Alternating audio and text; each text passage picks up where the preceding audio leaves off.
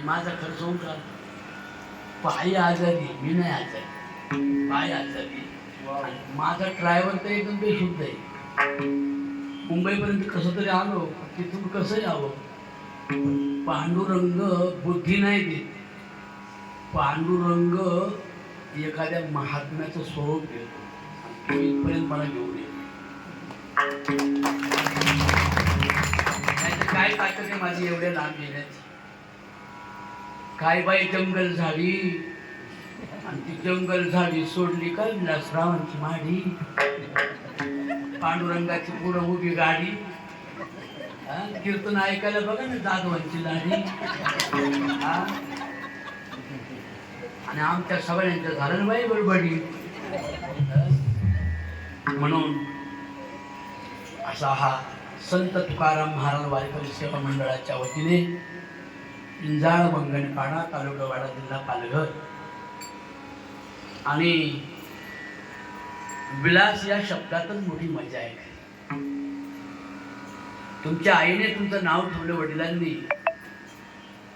खरे आई वडील भाग्यवान आहे, ज्याचं नाव ठेवलं ते डबल भाग्यवान. विलास या शब्दाचा अर्थ असा होतो की मला मिळालेला आनंद माझ्या डोळ्यासमोर माझा शत्रू माझ्याविषयी द्वेष करतो, वाईट वागतो, चाड्या करतो, चुगल्या करतो, आणखी काय काय करत असेल तो शत्रू वाटतोय मला, तरी पण ज्याला शत्रूविषयी सुद्धा द्वेष वाटत नाही त्याला अध्यात्माच्या भाषेमध्ये विलास असे म्हणतात. त्या नावाच्या विलास बरोबर आपल्याला विलास सांगतोय. विलास म्हणजे उल्हास. तुला शिक्षणाचा काय आहे? उल्हास आहे. म्हणून तू इंजिनियर झाला, इंटरेस्ट सुटला, मुंबईला अजूनही आई वडील सोडून आहे का? तुला एज्युकेशन विषयी आनंद, एन्जॉय. विलास या शब्दाचा दुसरा अर्थ होता एन्जॉय. पण एन्जॉय कधी कधी फक्त माणसं आपल्यासाठीच आनंद ठेवतात. मला आनंद मिळावा, मी सुखी राहावा. थोडा सूर पाहिजे मला. खरंच बोलायचं राहिलो, पण आज माझ्या समोर एक विदर्भाचं रत्न माझ्या पुढे बसले, उमेश महाराज. किती गोडवा, सावळी माणसं सुद्धा देखणे असं तेव्हा तुमच्यामुळे कळलं. महाराज सावळे सुंदर,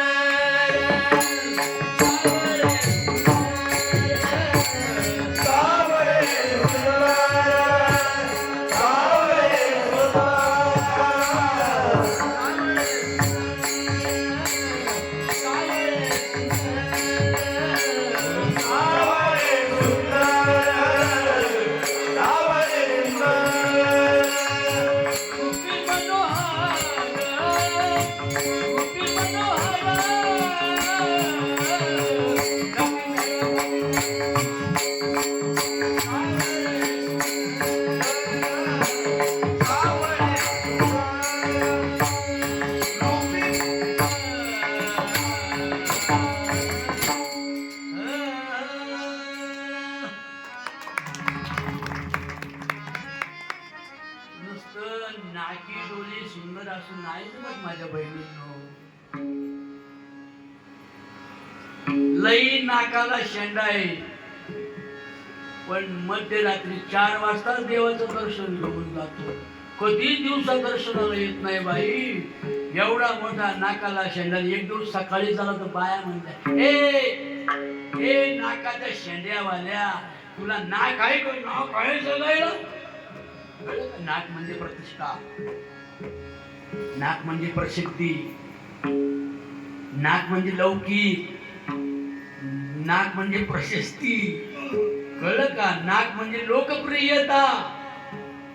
आपल्याकडे म्हणे असतील, तुमच्याकडे आहे की नाही मला माहित नाही. आपल्याला जास्त लांब नाही, जुन्नर आणि जवळच आहे. आपण या पट्टा सगळा असा वाडा, पुढे शहापूर, मुरबाड, टोकावडा, पुढे जुन्नर, एकच हात आहे आपले.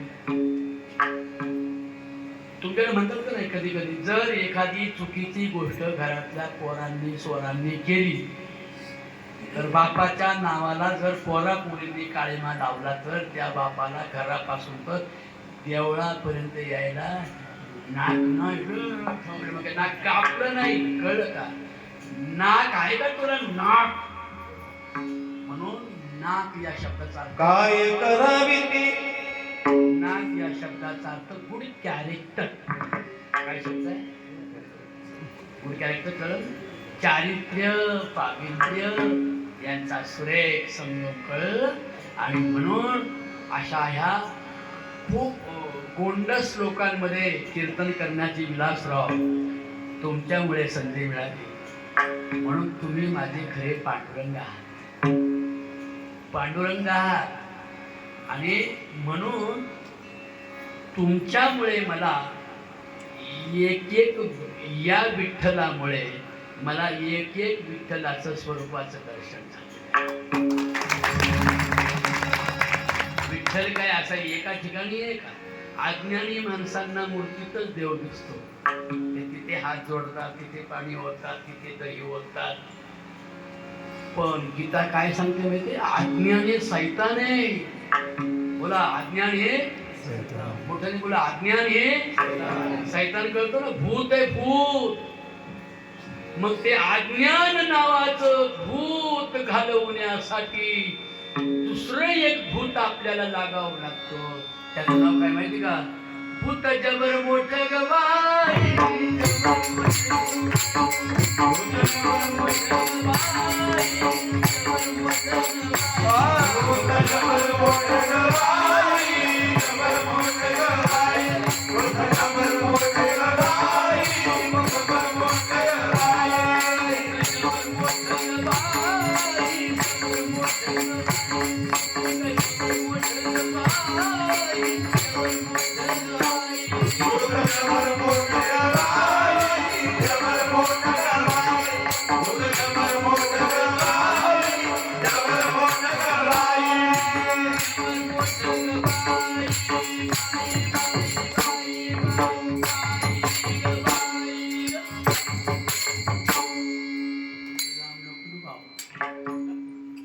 दादासाठी एक टाळ्या वाजवा. पिवळे पण पिवळे पिवळी गाव लागते त्याला तिथं सोडून गोड आहे. तुम्हाला सांगतो, ज्या दिवशी हर एकात पांडुरंग दिसतो. काही काही लोक फक्त मूर्तीची पूजा करतात. मूर्ती पूजा करू नये असं नाही, पण मूर्ती ही पूजण्यासाठी नाही आहे. जी जगण्याच्या आदर्शासाठी असते त्या महापुरुषांच्या मूर्ती पूज्य असतात. त्यांना रोज निहाळल्याने आपल्यामध्ये पूज्यता निर्माण होते, म्हणून मूर्ती असते. हे सुद्धा कळायला पाहिजे ना. अज्ञानंच्या विजातस्य पार्थ संपदमासुरी. म्हणून आपल्याला लागलेलं अज्ञानाचं भूत घालविण्यासाठी या महाराष्ट्रामध्ये 13व्या शतकात पहिली क्रांती झाली. ती क्रांती म्हणजे चंद्रभागेचं वाळवंट आहे. महिलांना कळतंय का काय झालं चंद्रभागेच्या वाळवंटा? नामदेव कीर्तन करी.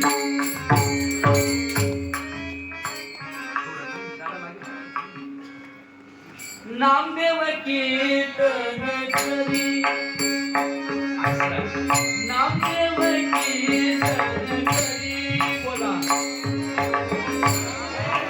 कीर्तन करी.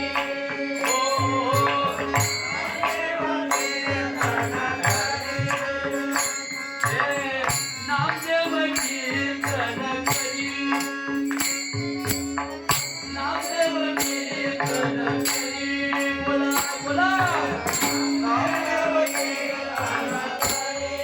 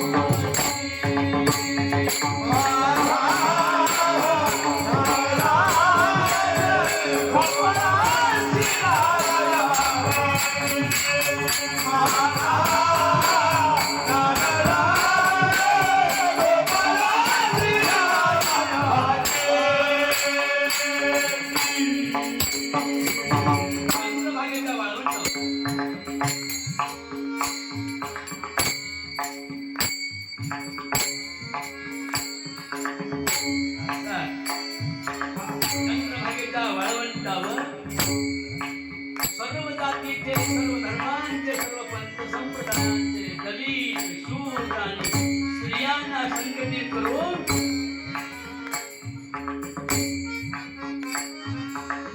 संत नामदेवराया कीर्तन करताय. आणि जनाबाई कशी उभी राहिली ना, ही जनाबाई गेल्या 40 वर्ष म्हणजे नामदेवरायांच्या बरोबर. नामदेवराया पंजाबला गेल्यानंतर नंतरचे 40 वर्ष नामदेवराया येईपर्यंत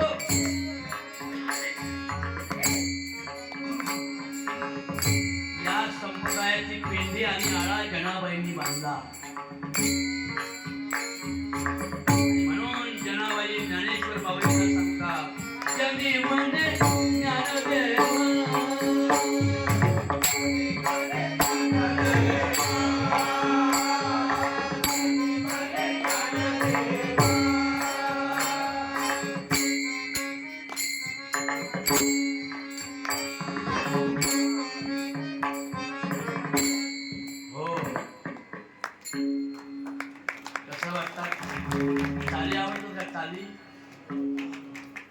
चाली माझ्या वडिलांच्या आहे. माझे वडील जुन्नर तालुक्यामध्ये सुगम संगीतकार होते. शब्दांना धरून गायलं नाही तर ते ठोकायचे आम्हाला. असं रो पाव केलं का नुसतं थोडायचं. रूप पाहत आलो चणी आणि चणी झालं मग किती महिन्याभर उमलपच म्हणायचं. एवढं सुरेख स्पष्ट गाणं, स्वरांची स्वच्छता आणि शब्दांची स्पष्टता करून गाणं, त्याला संगीत असे म्हणतात. म्हणून आज या क्षणाला मला माझ्या वडिलांची आठवण आली. कारण का, तुम्ही आमच्या वडिलांच्या भजनासारखं माझ्या पाठीमध्ये गात आहे. मला असं वाटतं की माझ्या वडीलच तुमच्या कुठेतरी बसले. आणि म्हणून श्री ज्ञानेश्वर महाराज म्हणजे काय, उभ्या महाराष्ट्रात वेगवेगळ्या ठिकाणी टाळ्या वाजत होत्या. हे तुम्हाला जास्त कळलं पाहिजे ना मुलांना. हे मागे कोण कोण पोरं आहेत अजून इकडे. ए दादा ये रे इकडं. ए लाल शर्टवाल्या इकडे इथे अजून कोण आहेत त्याच्या वयाचे मागे, ये इकडे चल. असा इतरांनी बसून काही फायदे, कोण ऐकू येणं, फायकू कोणत्या हातात, तंबाखू कोणाच्या हातात, चुना कोणाच्या हातात, गुटखा कोणाच्या हातात, त्याचा काय उपयोग होईल. या अशी पाहिजे बोले चिम कवळे कवळे कवळे कोंब आहेत की नाही. हे जर चांगले जर खत पाणी संस्काराचं घालून जर वाढवले ना, तर हापूस आंब्याला काय करता अशा आंबे एवढे टाळे वाजवे. परवा एका गावी कीर्तन केलं, एक बाबा पुढे बसला होता, नुसताच बसला होता. म्हणत काय बाबा बरोबर आहे काय, वा वा वा अगदी अगदी. मला ते खुश वाटायचं. मी परत तिथं होते, महाराज बरोबर आहे का नाही, अगदी अगदी अगदी. अर्धा तास त्यातच गेला. म्हणून एकानं येऊन सांगितलं, महाराज त्या म्हाताऱ्याच्या नादी लावू नका, ते बैर नाही. म्हणून सर्व इंद्रिय बरोबर असताना पंच ज्ञानेंद्रिय, पंच कर्मेंद्रिय आणि त्याच्याबरोबर आपली बुद्धी आणि मन.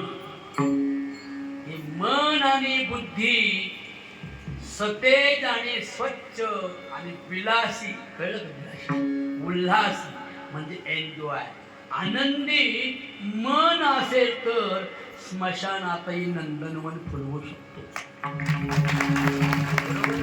कारण तुम्ही जिकडे जाता तिकडे तुमचं मन जातं.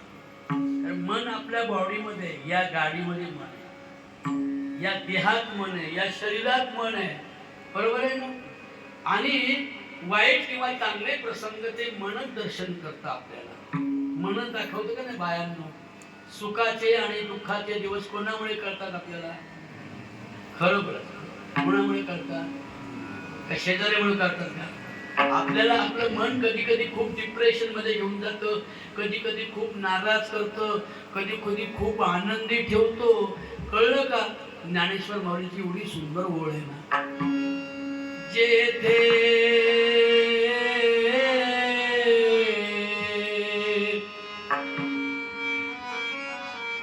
हा वा जेथे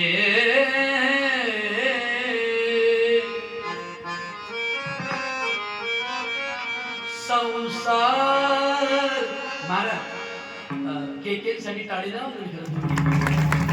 माझ्या जुने बालमित्र आहेत बरं का, के महाराज. मी म्हणताना नाही वाजवायचं आणि मी म्हणून झालं. जेथे संसार चित्र उमटे, वाजवायचं.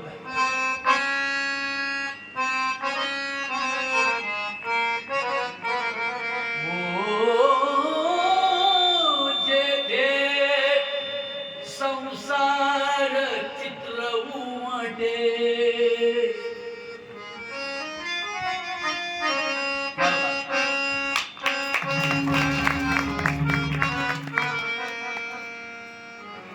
तो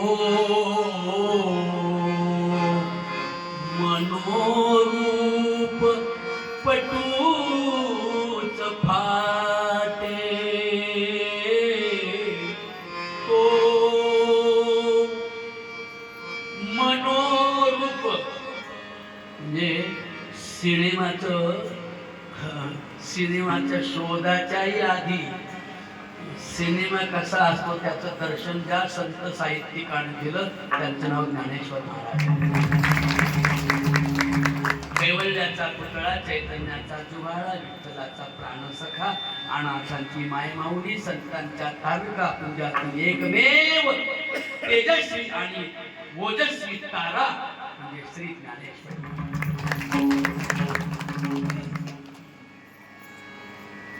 15 वर्षाच्या पोराने 9000 ओव्या लिहून त्या काळामध्ये मराठीचं संस्कृतचं ट्रान्सलेशन मराठीत करणाऱ्या कवीला किंवा लेखकाला हत्तीच्या पायाखाली पुरून मारलं जात होतं, असा कायदा होता.